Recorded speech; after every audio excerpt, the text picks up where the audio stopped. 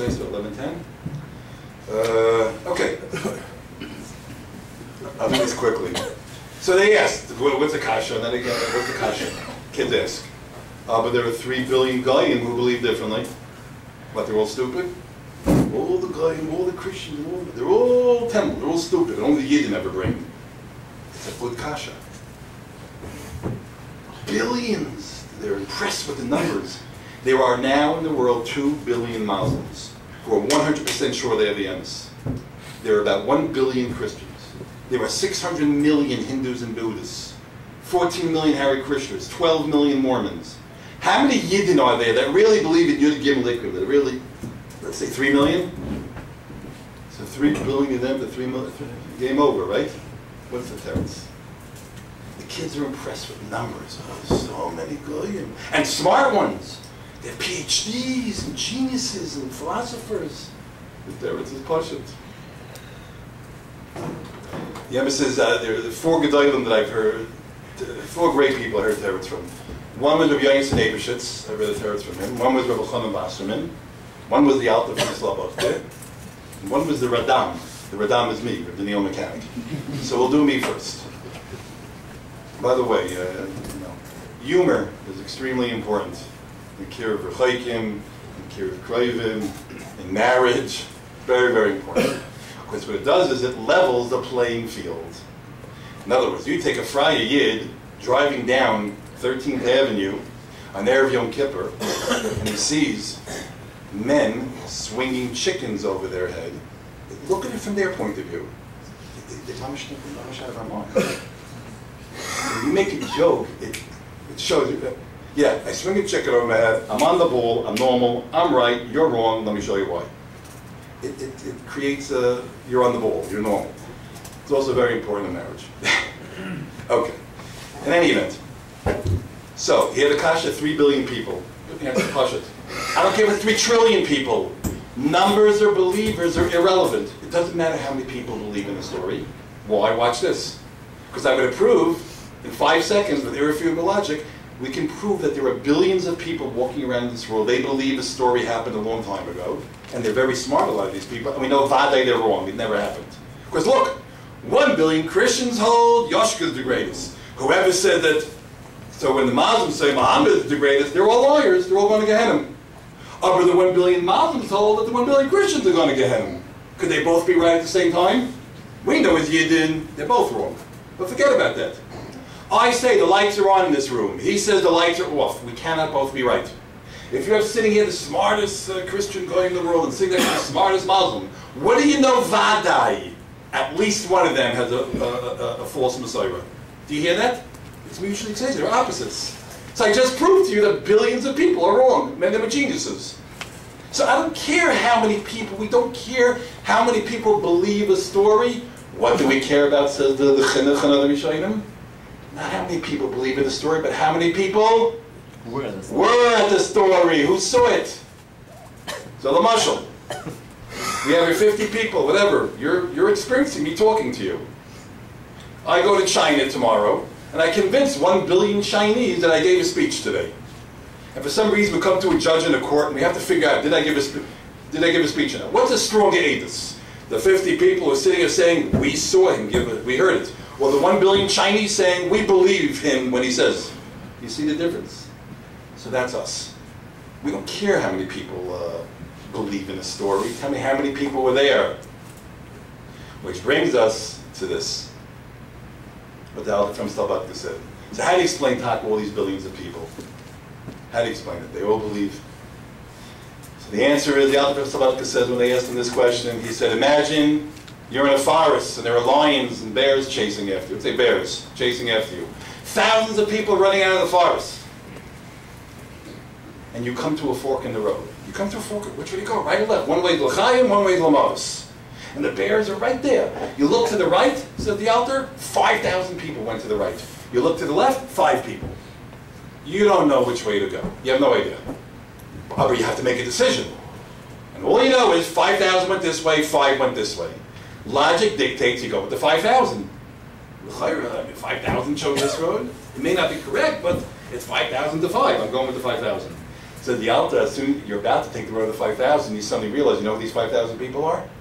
Next door to the forest is a special school for Ivrim, for blind people. Nebuch.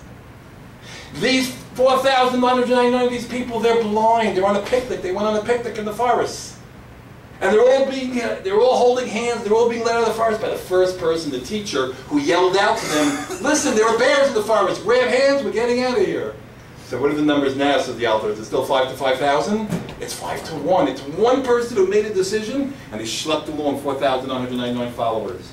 You turn around and you go left. It's 5 to 1. What's the nimshal? Every religion in the world except for us went to the right. Yoshka, Muhammad, this one, that one, they all said, believe me, trust me, God spoke to me, and they all followed. They just followed us. By us, it's not Moshe Rabbeinu. It's not Moshe Rabbeinu who went to the left and said, follow me. It's 3 million of our bubbies and zadis who went to the left.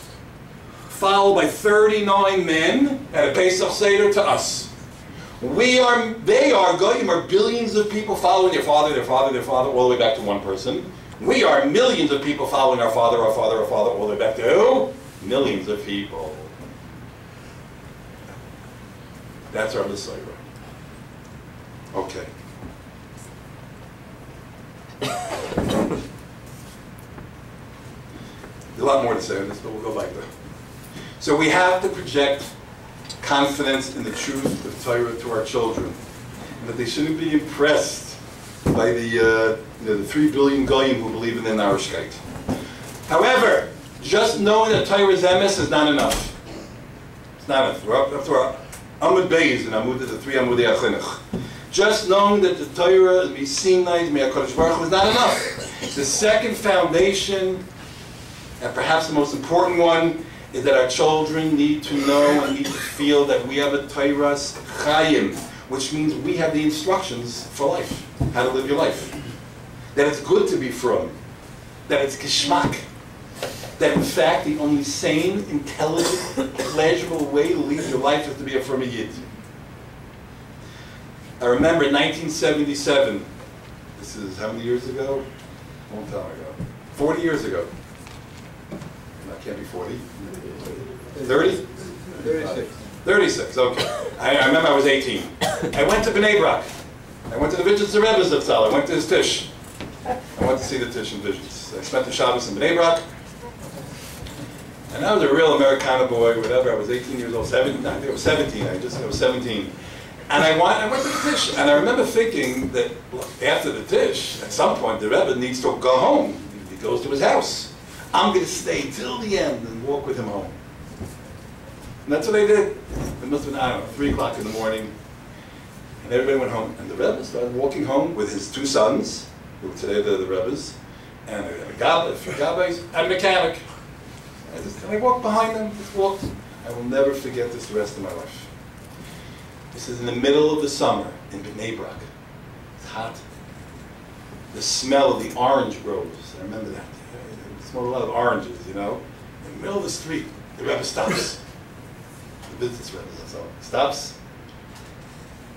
You know, it's a style. He looks up in the sky. You know, he does a whole, okay, and then he says like this. He says, State, Kol Yisrael, I can't do it with his Havara, but Kol Yisrael yesh lem chelik le'olam habo. And he says in Yiddish, every Yid has an olam habo. From, frei, al olam habo.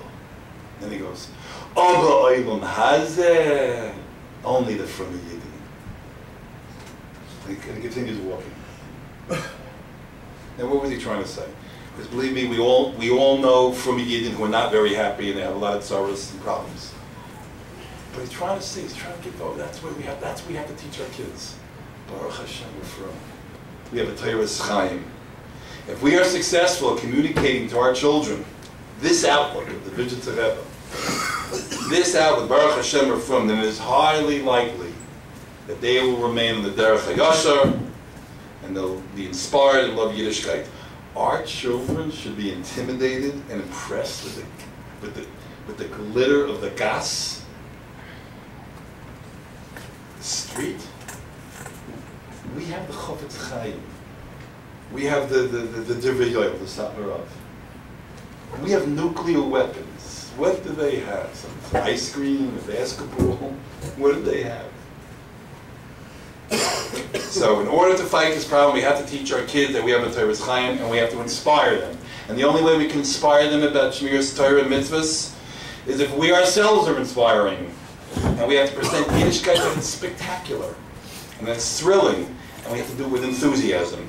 So I want to share with you what I believe from where I sit, where I work, and I work with people and kids, what I consider to be the most important insight and practical approach that we can use to demonstrate to our kids that we have a Torah's Chaim that's Gishmak to be from. I believe this is the #1 approach, Bizman Hazeh. Maybe it wasn't like this 60 years ago when you saw about Qatar or the Chazon Ish in the street. But today, the Sultan has nuclear weapons. And therefore, Bizman Hazeh, L'fi is Daiti, effective, inspiring from parenting will only take place if we parent and teach like salesmen, not policemen. We have to be salesmen, not policemen. What's the difference? A policeman says, you better do this or else. You better stop dressing that way or else. You better stop listening to this terrible music or else. They impose.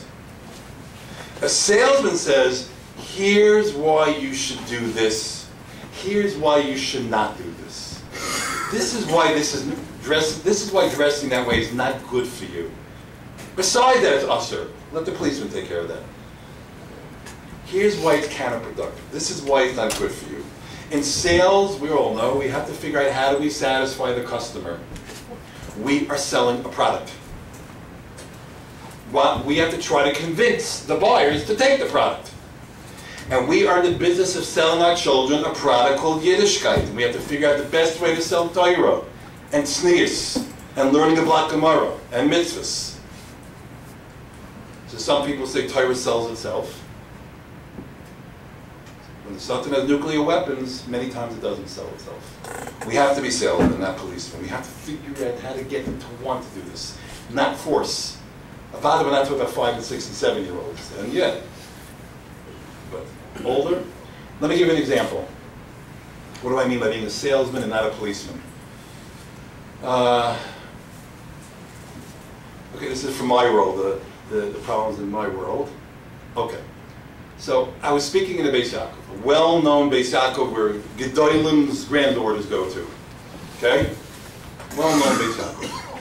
I'm teaching 112th graders. 3 hours. A 3-hour presentation, no teachers. 3 hours I have them sitting at the edge of their seats. Give them a 2-minute break. Not because I'm so good, but because to teach Torah real, they want it, what's relevant and they want to hear the answers, they love it. As always, when I finish my 3-hour presentation, half the young ladies leave, and half stay behind to ask me more questions. Okay. So then we're holding out 3.5 hours. And then finally the principal comes down, new banos, it's time to go back to class. Okay. And there's always one, I call it a lingerer. There's always one who waits till everybody leaves, and then she pours out her heart. So this happened, I don't know, 6 years ago, 7 years ago. Everybody leaves, all the girls leave. I'm in this room, a room 3 times the size of this room, maybe even 5 times, very big room. And I'm standing there, and this young lady, I'm alone, the young lady walks towards me, and when she's like 6, 7, 8 feet away, she starts crying. But not stomach crying, gut-wrenching cries. And I become very uncomfortable. The whole zach I don't like over here, you know. Here alone in this room, and she's crying. I don't like the whole thing. What am I going to do? I'm going to run out of the room? I think I'm a sugar. So, what do? I said, calm down, stop crying. What's wrong? What's the problem?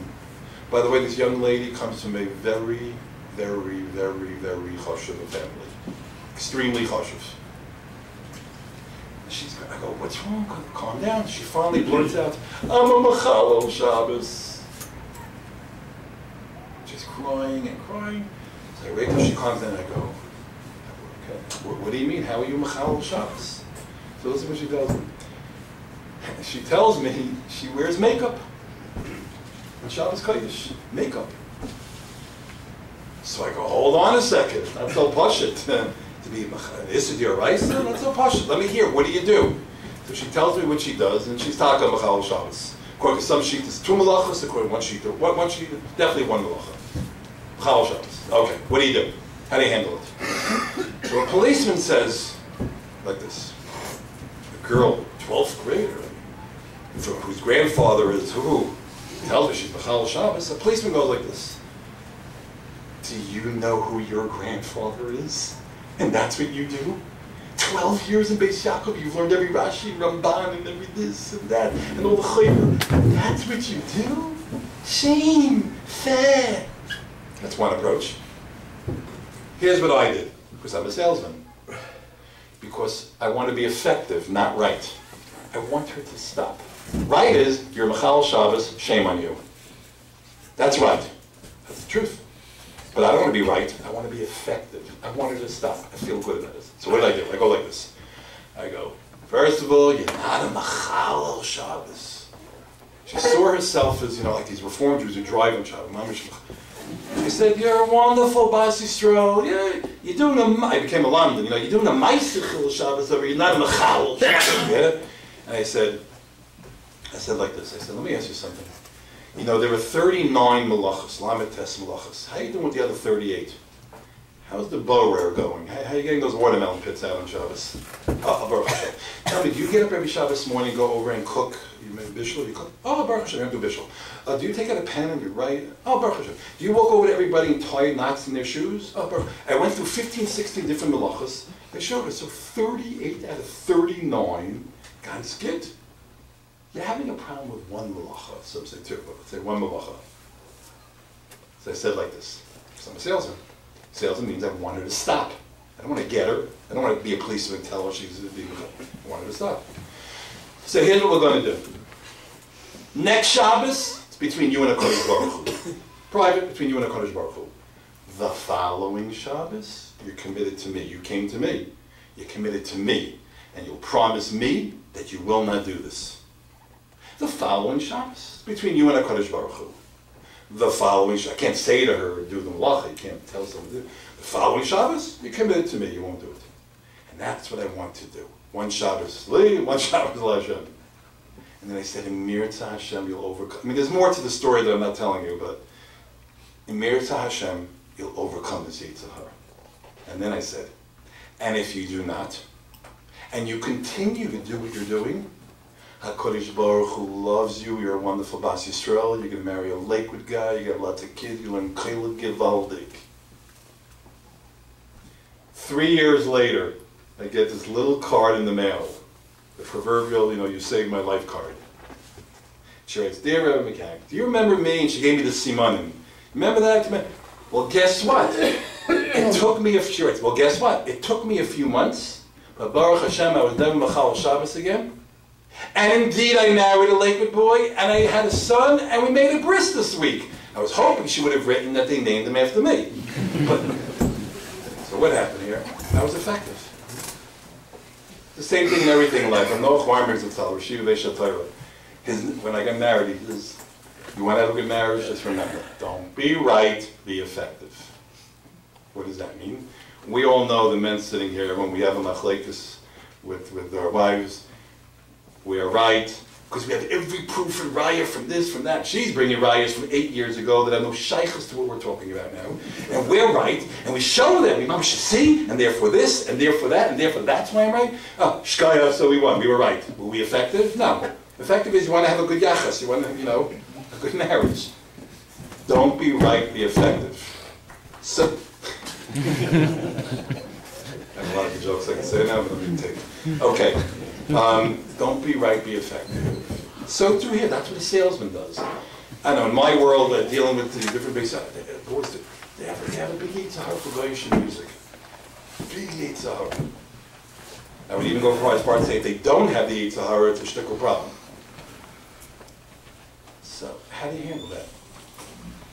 And there's a lot of them good kids. They listen to this stuff. And gefährlich, at least when I was growing up, whatever. We grew up on Shimon and Garfunkel, if you know what I'm talking about. You know, a nice little simple stuff. Today they're growing up, it's gefährlich. Gefährlich, the music. I have this all the time, usually the melech, the boys, you know, they come over and they feel so schmutzig and they feel horrible. They come over to me, I listen to this music and they feel so horrible. And their self-images is when I'm a shiksa. So what are you going to do?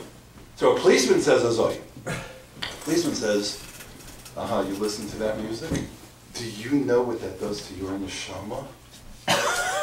Listen to the words. It's so schmutzig, bad, disgusting. As if the girl is going to say, oh boy, you know, Rabbi, I didn't think of that. You're so right. I'm going to stop now. No. So I do the same thing. I tell them, look.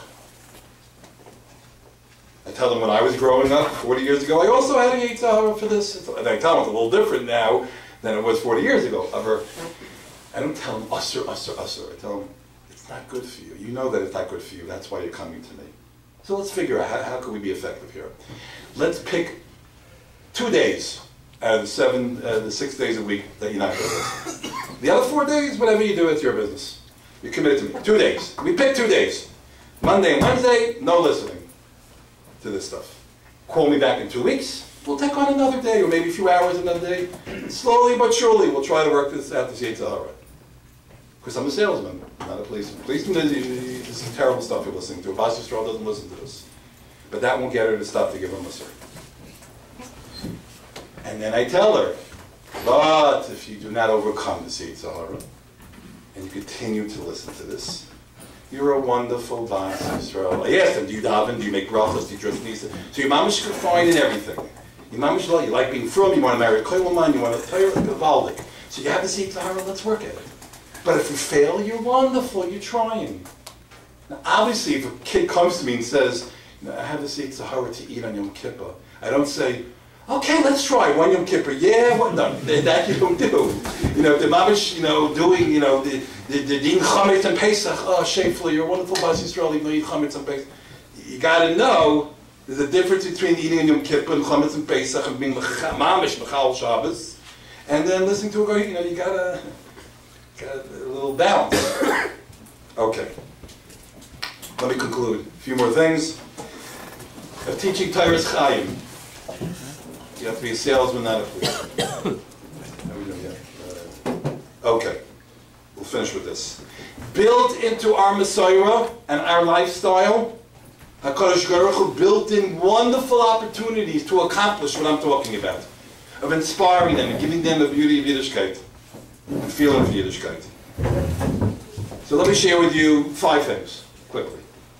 What I'm sharing with you, again, these are built into our lifestyle and our Messiah, how to give over to our kids the love of Yiddishkeit.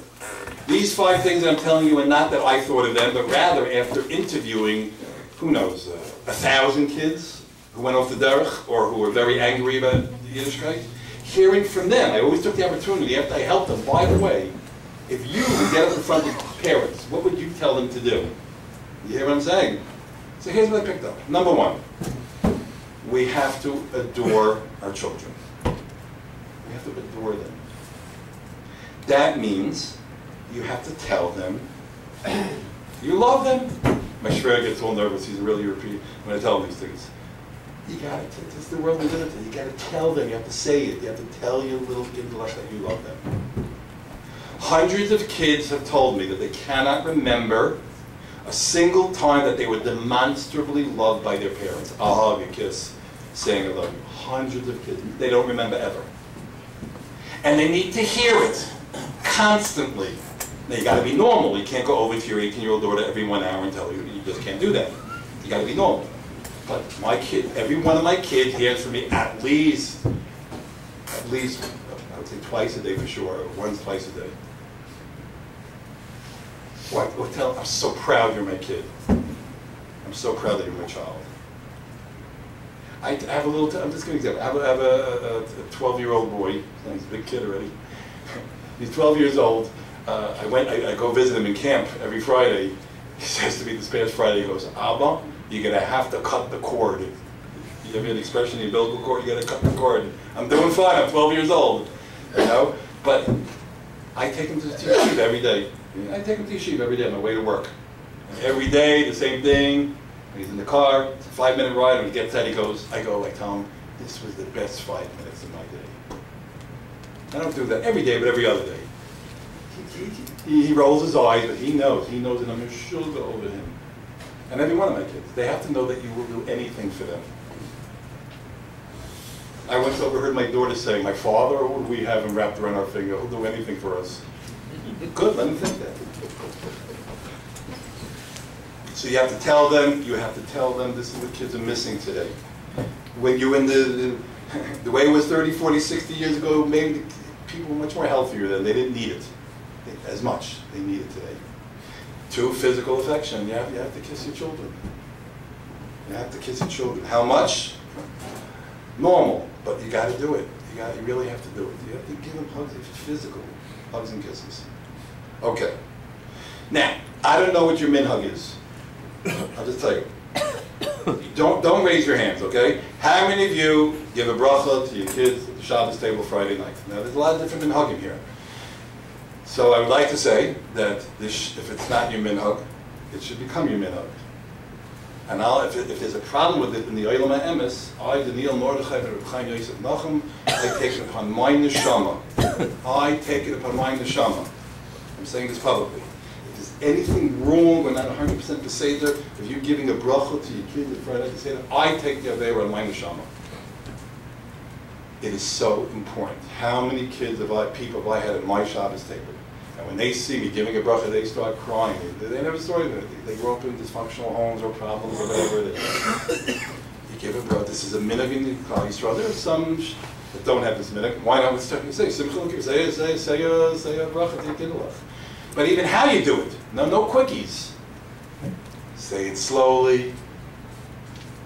Add something nice. You look wonderful. Thank you for helping mommy this week. Something. Add something. Whisper in the ear. And it's also the only time I could get near my 19-year-old son to give him a kiss. Otherwise, he'll mama stab me. He'll kill me.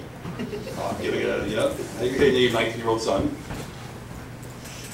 And now my chiddush is, I think it's a chiddush. Why can't the women do that? Why can't the mothers give their children a bracha at the Shabbos table?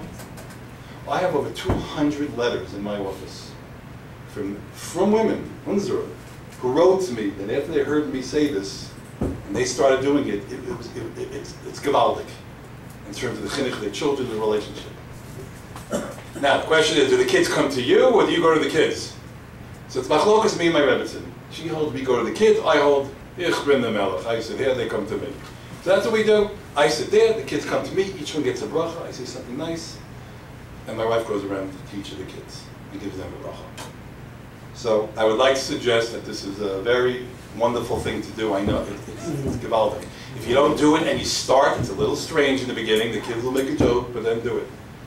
Give the kids the bracha, say the bracha, you simcha l'kim, and say something nice, and give them show physical affection. The Shabbos table. Here's the most important thing I want to say. It's well known in my work.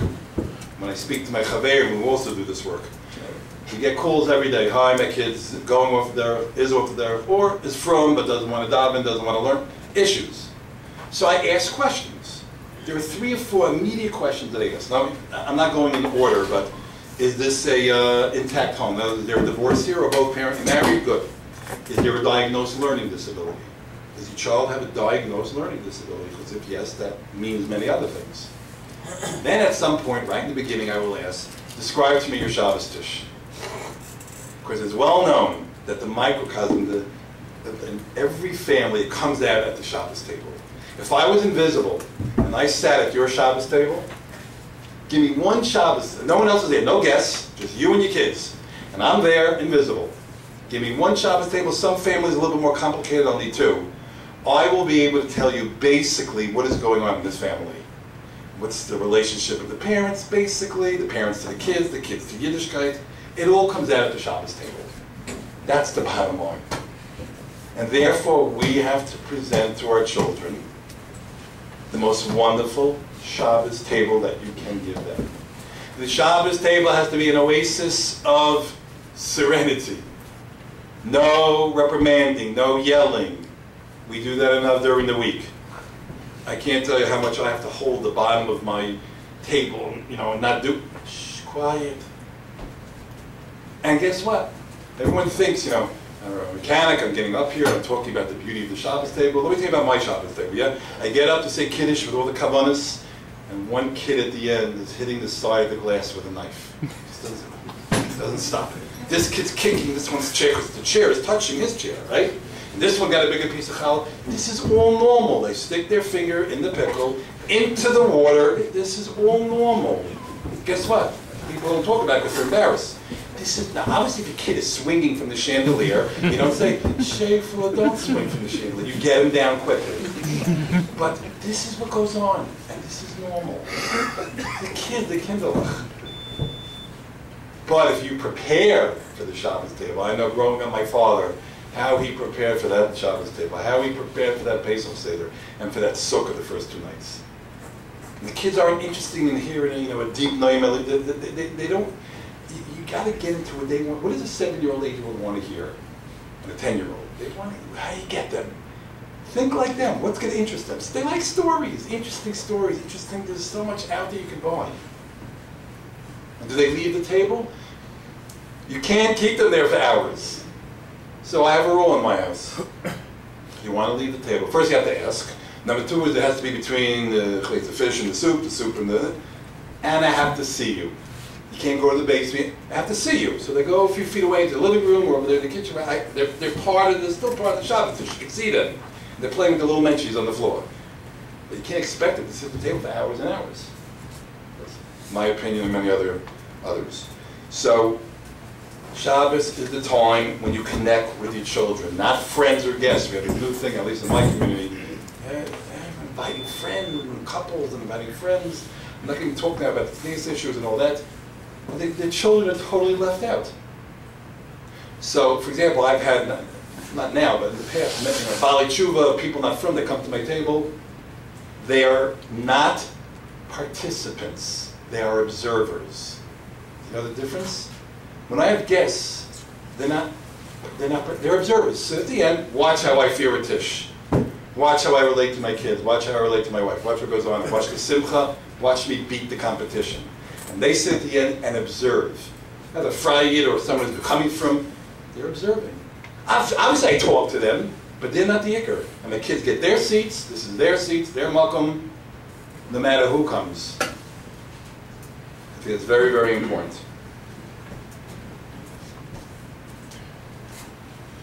And the final thing is we have to be involved in their lives. I personally, every single one of my kids, daughters and sons, I know when their next test is, what it's about, I follow up, how'd you do, this and that, where they're going, I'm involved in their lives, and they know I'm involved at all times. And I'm interested. You gotta ask them, be involved, and show that, and when they talk to you, this is very important, especially little kids. Look in their eyes when they talk to you. Even if you're thinking about 60 other things like me, they don't know that. Look in their eyes when they talk to you. It shows chashivas. It's big being to them, this little 8-year-old kid. What do you want to say, Shayful? You look in their eyes when they talk. Not, whatever it is, and all over the place. It shows that you machshav them. So, the bottom line is, and I conclude with this, during the years that our children are growing up, our most important objective, our job as a parent, is to make our home an enjoyable place to be. It has to be more attractive than the competition and the gas, than the videos and the iPhones and the iPods. They're attractive, but we have to beat them. I know in my family, Shabbos Tish is Gavaldik. And after benching, that's even more geschmack. Because after benching, that's when we bring out the garinim and then the licorice and all the photo albums where my kinder can look and say, look, that's when Abba was skinny, And we talk and we schmooze and this and that. We ask them, what'd you do? What's your teacher like? And all the things that we're not interested in, ask them. And you put them to sleep. Ask. You do not ask, especially a boy, a bacher, how was your day? No, because you know what he's going to answer. What's he going to answer? Baruch Hashem. You ask a girl, how was your day? She comes up for air 3 hours later. But a boy, you have to ask very specific. What did you do? Have a look at what did you do during recess? Were you quarterback or receiver? How many touchdowns did you get? What did you learn by Rebbe? Did he ask? How many kids did he call on during? You got the details and get them to talk to you. Very important. The third amud, we don't have any time. I told you the 3 amudim. The third amud is that the children have to identify with the Am HaNivchar, and that's for another time. They have to understand that the Jewish people are the greatest nation ever to exist on this planet. What other nation could go through a Holocaust, could go through crusades? Look at us, look at us. Growing and growing and growing. And I'll conclude. We could, I said it already 5 times, we can provide our children with these 3 amudei hachinuch and still fail. We could do everything right, and we could fail, and we could fail in 10 seconds. What I'm referring to here is we have to protect our children, we have to protect our investment. Even after everything we did, we have to protect them. And one thing I could talk about is the internet. We all know about that. I could talk about this for an hour. I will say it in 60 seconds. Any parent who allows his son or daughter, teenage son or daughter, to have access to a computer without a filter is rishus. You are a terrible parent. You should be put in jail. Because if your child is normal and healthy, I'm even yapping. So in the mechanic home, if you could have no internet, gewaldig, if you could get away with that. In my home, it's very simple. There happened to be two computers, 2 laptops. Number 1, it's in the kitchen. I've been to homes, I was in England in a home, I couldn't believe it, to have an 18-year-old son who has a computer in his room where he can lock the door and go to sleep at night. Alone. How crazy can you be? So A, they have to be in a public place. In the kitchen, we have 2 laptops. Number 2, there's only one person who has the password to get into the computer. Mrs. Mechanic. My wife, only her. So if I get up at 3 o'clock in the morning, I want to go downstairs to get a drink, I can't go on the computer. Or if my son comes home from Chaim Berlin early, he's in 12th grade, he comes home early because the Rebbe was sick that day, so they all got out early. He comes home, we're all at work. You leave this little 12th grade boy alone in the house with a computer, he can't get on because my wife had to turn that computer off, and only she has the password. Although recently, I'm hearing from different rabbanim problems with women too. So now they have a new thing. The husband has half the password, the wife has the other half. So they have to be there at the same time. No. So 1, it has to be in a public area. 2, only the wife has the password. 3, the most filter. There are all types of filters. You do your research. The simplest is K9. It's for free. You download it. It doesn't slow the computer down. You could see. You can talk to me about it at a different time. And then you do all this, and you protect your children. The bottom line is, if Yiddishkeit is on offense, and we are scoring points, the outside world won't have a chance. Our children have to know with the absolute conviction that we belong to the Am HaNivchar. We're part of the wonderful Jewish people. And we have a Teiras Emes, Asher Bacha Banu Mikol Ha'amim. And we have a Teiras Chaim. And the Torah is beautiful, and being from is beautiful. Ashreinu Matayv Cholkeinu. And then after all of this, we have to daven. A lot of davening. And schusavos and davening. And if we do all of these things, we can be assured that Be'ezus Hashem Yisbarach, our children will love HaKadosh Baruch Hu, they'll love Yiddishkeit, they'll love Torah, they'll love mitzvahs. Thank you, and Hatzlacha in your endeavors.